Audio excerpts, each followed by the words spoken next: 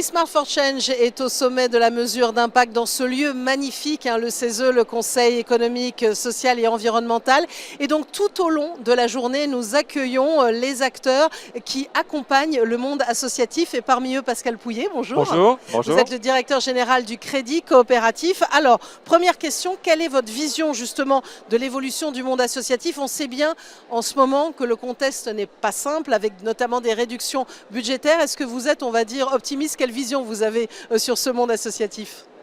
Il y a deux évolutions en fait. Il n'y a pas une unicité du monde associatif. Il y a déjà un grand engagement des acteurs, puisqu'il y a 60 000 associations qui se créent chaque année. Donc il y a une volonté de femmes, d'hommes de se mettre ensemble pour créer, pour porter un projet. Bien évidemment, c'est un point important. Et puis de l'autre côté, il y a des grandes associations qui accompagnent des projets d'économie sociale, de solidarité, de développement, et qui là sont bien évidemment dépendantes des subsides qu'elles touchent, de la manière dont elles peuvent bénéficier de soutien public ou de soutien des collectivités locales. Et on voit que parfois c'est plus difficile, on le sent, avec des délais de paiement qui peuvent s'allonger, mais néanmoins une vraie volonté d'accompagner. Et je crois qu'aujourd'hui elles tiennent une place très importante dans notre monde et qu'elles remplissent des missions qui sont essentielles. Alors, puisque vous parliez d'accompagnement, comment le Crédit Coopératif est-il justement engagé auprès de ce monde associatif et comment l'accompagne-t-il? Alors le Crédit Coopératif a développé le sens de l'argent. Le sens de l'argent, c'est-à-dire que ce qu'on collecte, l'argent que nous confient nos clients, il permet de financer des projets. Et on a mis en place des dispositifs d'épargne solidaire qui permettent de dire que la moitié de l'argent qui est collecté sert, les intérêts de l'argent qui est collecté peuvent venir en dons à des associations. Et pour 2025, c'est 6 millions d'euros qui auront été donnés et qui auront permis d'accompagner des associations dans leurs projets qui auront été choisis par nos clients, par nos sociétaires. Donc c'est un premier point. Donc c'est le don et c'est un point important. Depuis que ça a été créé, c'est une centaine de millions d'euros qui auront été attribués de cette manière-là. Donc c'est un soutien régulier pour les associations sans cibler des projets, donc vraiment pour le cœur de leur activité. Et puis bien évidemment, on fait notre métier de banquier, on les finance, on les accompagne, on les bancarise. Est-ce qu'il y a des profils, on va dire, un peu particuliers d'associations où, j'allais dire, vous visez des univers très différents?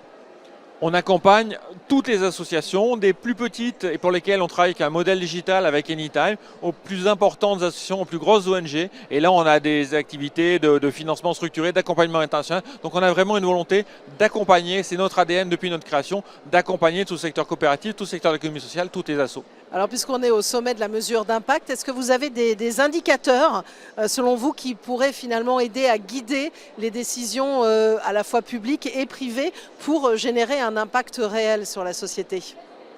Moi, je n'ai pas d'indicateur comme ça à vous donner. Ce que je peux voir, c'est qu'aujourd'hui, on a des associations qui se créent, on a des besoins qui augmentent et on a une réponse. On voit qu'aujourd'hui, dans certains secteurs, c'est fondamental. Je pense à la culture, typiquement, où la culture, elle tient grâce aux associations. Je pense au secteur sanitaire et social, où on voit que ce sont le secteur associatif qui tient aujourd'hui la résilience de ce métier-là. Et on voit que les acteurs privés ont été en difficulté quand les secteurs plus associatifs ont été beaucoup plus résilients.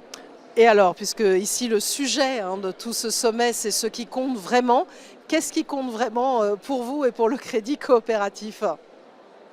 Ce qui compte vraiment, je crois, c'est de s'engager, c'est d'avoir des valeurs, d'y croire. Et je crois que celles et ceux qui se regroupent pour créer une asso, elles portent un projet de société et il faut le défendre, il faut le porter et on en a tous besoin.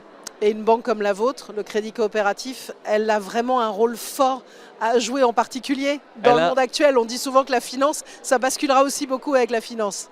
Le Crédit Coopératif a un rôle important parce qu'on connaît le monde associatif, on connaît ses forces, on connaît aussi ses difficultés, on sait comment l'accompagner. Je crois que c'est important de parler avec des collaboratrices, des collaborateurs qui sont dans les territoires et qui connaissent ce monde-là, qui connaissent ses besoins et qui peuvent apporter des vraies réponses.